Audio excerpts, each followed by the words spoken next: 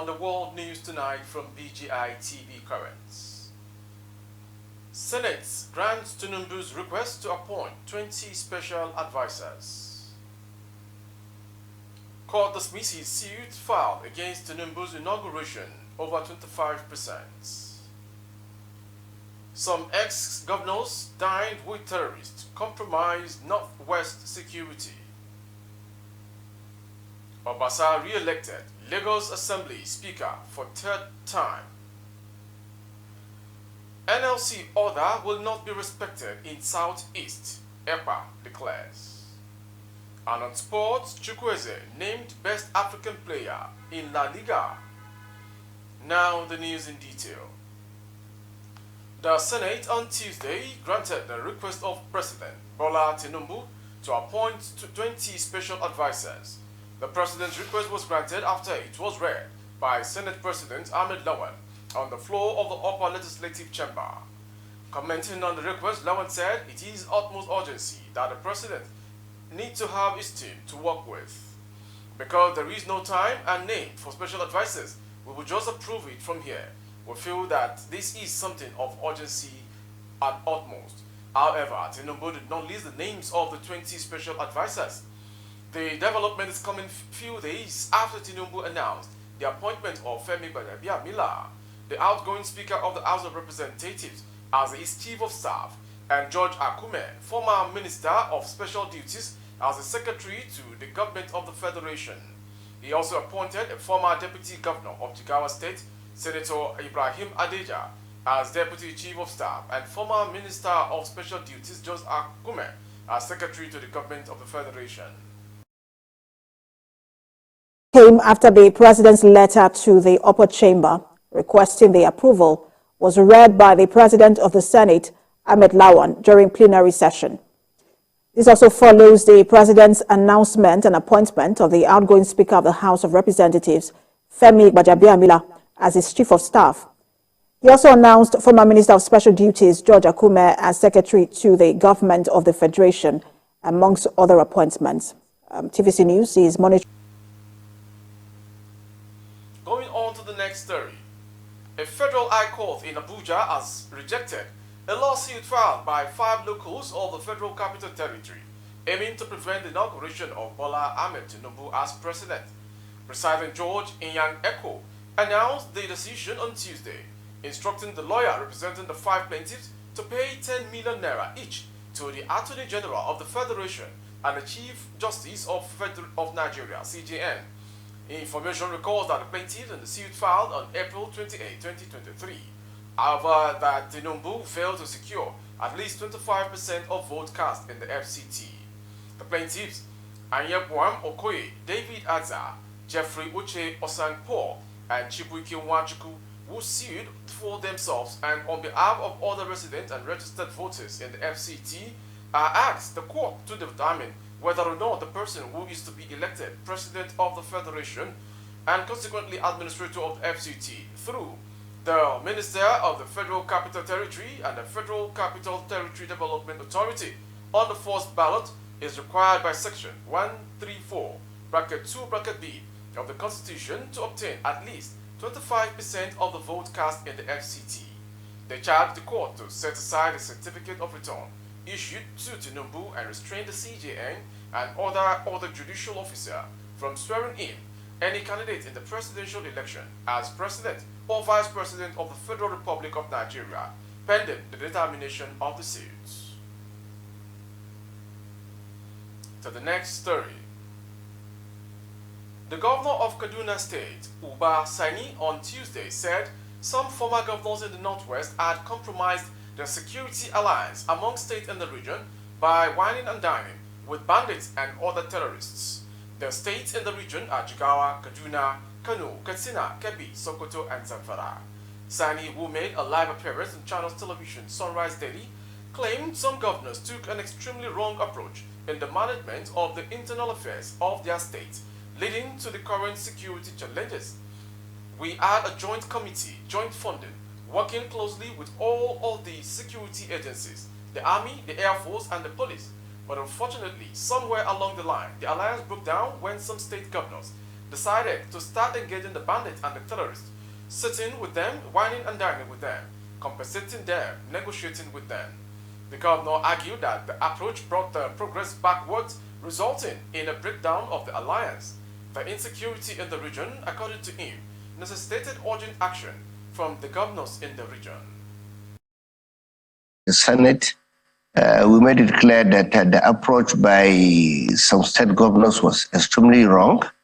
I remember when Kano State government and some states within the Northwest, and even Niger State, they have borders with us, came together to work out a framework to tackle this issue of insecurity. We had a joint committee, joint funding, working closely with all the security agencies, the Army and the Air Force and the police. But unfortunately, somewhere along the line, the alliance broke down when some state governors decided to start engaging the bandits and the terrorists, sitting with them, dining and whining with them, compensating them, negotiating with them, which of course we disagree with that approach, because that approach was what actually brought the entire progress backward. And of course, at that time, that was why the entire alliance broke down. But only 2 weeks ago, I invited all the governors from the Northwest to Kano State Liaison Office in Abuja. I hosted them, irrespective of our party differences. They all came and we sat down together with them, and we also came out with a kind of a policy framework to tackle the problem of insecurity. And we agreed that we have to have a common approach to the issue, and we have to move away from the mistakes made by some previous governors that have decided to compromise the operation in the past when they started giving money to the bandits, negotiating with them. But right now, it is clear that the current governors, we all agree that we're going to work together, not only the Northwest, but we're all going to reach out even to Niger State governor, because we have similar problem. We share borders where the bandits, if they have been attacked or bombarded by the Air Force, they move to the other states. So we have to work together. That is the only way we can solve the problem. And of course, we are planning collectively to meet Mr. President.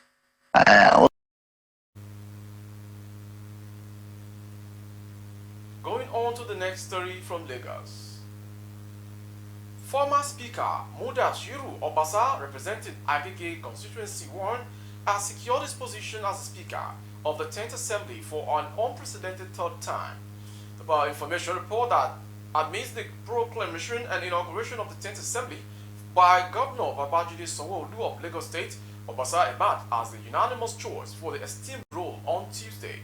With no other nominations put forth for the speakership, all members of the Assembly rallied behind Obasa.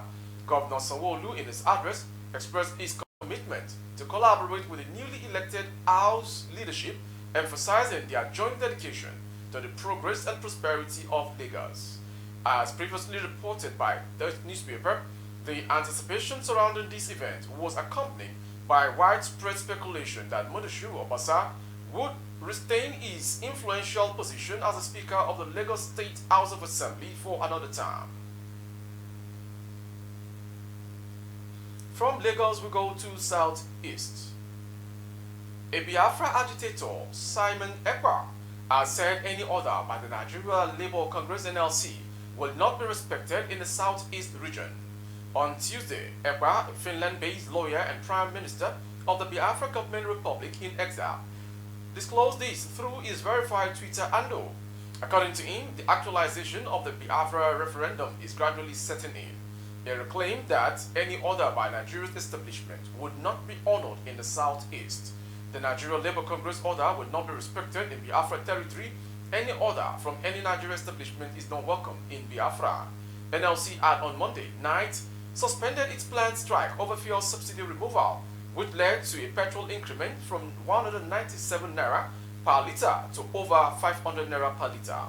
In another development, EPA was listed among international politicians who endorsed former United States President Donald Trump's 2024 presidential bid. Going on to the next story. The Nigeria Center for Disease Control and Prevention, NCDC, says a peacetime health system is needed to better prepare for the next pandemic. NCDC's Director General Ifedayo Adetifa said this on Monday in Abuja at the Institute of Human Virology in Nigeria, IHVN, and the International Research Center of Excellence, IRCE, scientific seminar. Mr. Adetifa said there was a need to develop libraries for rapid diagnostic, therapeutic, and vaccine development in anticipation of disease X. He said Nigeria also needed to intensify its health promotion, disease prevention, and emergency response approaches. The NCDC chief added that a strengthened laboratory diagnosis capacity and coordinated surveillance could not be overwhelmed. According to him, data and more data freely shared will allow for better decision-making across the country. Mr. Adetifa, however, mentioned that the country's key lesson from the COVID-19 pandemic was the role of political will and specific strategies. He said that reliable data was critical for informed decision-making, while strategic collaboration and partnership were essential. The Director General of the Nigerian Institute of Medical Research, NIMR, Babatunde Salako, also stressed the need for the adequate funding for research in the country. Mr. Salako explained that funding must be provided to research the area of disease surveillance, prevention, detection, and treatment in the country. Going on to Ogun State. The area controller, Bamidele Makinde, made the disclosure at a news conference in Abuja on Tuesday. The Nigeria Customs Service Ogun 1 Area Command says it has seized goods worth millions in the state between April and May. Makinde said that the command was able to make the seizures through strategic development of intelligence across the state. The command wielded its big stick on unscrupulous traders who engaged in illicit trade during the period under review and was able to record spectacular seizures, he said. The area controller said the illicit goods seizures under the period review included 3 foreign used luxury buses which were being smuggled into the country through Oumbe border on May 15. He listed other items to include 2 Toyota IS buses of 2022 model and with chassis number as presented. Makinde said they were also intercepted and seized by Eagle Eye officers on a bush path along the Shawajo in Mashai communities on May 29. Other seizures recorded are bags of smuggled foreign parboiled rice of 50 kg each, which is equivalent to 11 trailer loads, PMS, used tires, cannabis, sativa, and others prohibited items. From Ogun, back to Lagos. The Lagos State government has given popular Nollywood actress Abuja 7 days to pay the sum of 18 million naira as personal income tax or risk jail. The Lagos government, in the letter sent to the actress, accused her of owing the tax for the year 2022 and 11 million in back taxes for the 2021 tax year. Responding to the letter on Monday, Abuja criticized the method used to determine what she described as an exorbitant tax bill she received. Last time, you people asked me to come to your office, I came. You asked me to explain and declare what I earn, which I did with my tax consultant. But no, you did not respond to my letter because you want me to pay you an outrageous amount that I do not have. And she speak further, what have you people ever done for me as a government? Nothing. From the Lagos State story from the actress scene, we go to foreign story. The Organization of Petroleum Exporting Countries, OPEC, has reduced the crude oil production of Nigeria by 20%. This is following an agreement alongside other members of the OPEC and non-OPEC members at the Joint Ministerial Management Committee.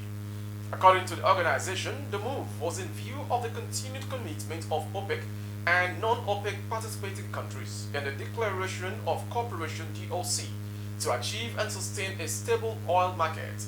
In a statement issued by the Director of Information, Ministry of Petroleum Resources, Mrs. Ednefa Bob Manuel, the government said Nigeria, Congo, and Angola have agreed that the highest production volumes of the last 6 months, November 2022 to April 2023, be used as the basis for the determination of their 2024 production quota, subject to a review in November at the second annual meeting of the JMMC. However, it said the current OPEC quota would be maintained till the end of 2023. This implies that Nigeria can ramp up its production up to its current quota of 1742 kbd and subsequently be capped at 10% less as its quota for 2024, subject to verification by independent secondary sources, it said. And the last story for the sport news. Villarreal Winger Samuel Chukwueze has been named La Liga's Africa Player of the Season. Chukwueze started this season as a peripheral figure at Villarreal, but the arrival of manager Quick Setien saw a remarkable turnaround in his form. The Nigerian international ended the season with 13 goals and 11 assists across all competition for Villarreal. It was the 24-year-old's most productive season since his arrival as Estadio de la Ceramica. The impressive form has seen Chukwueze linked with a number of clubs in Europe, including Real Madrid, Aston Villa and Newcastle. The Pacey winger arrived at Villarreal in 2019. The player initially played for the second team before he was promoted to the senior side. With that sports story, we conclude today's world news from BGI TV Current. Before we go, some headlines. Senate grants Tinubu'S request to appoint 20 special advisors. Court dismisses suit filed against Tinubu'S inauguration over 25% votes. Some ex-governors dined and wined with terrorists compromised Northwest security. Obasa re-elected Lagos Assembly Speaker for the third time consecutively. And on sports, Chukwueze named Best African Players in La Liga. For more updates of our broadcast on YouTube, our handle is BGI TV Current. Kindly subscribe and click on the notification bell. Select option all to access our broadcast. Or with Alawi Adebayo, please like and follow the page. For advert placements for goods and services, coverage of events and functions, please dial the phone number streaming on your screen.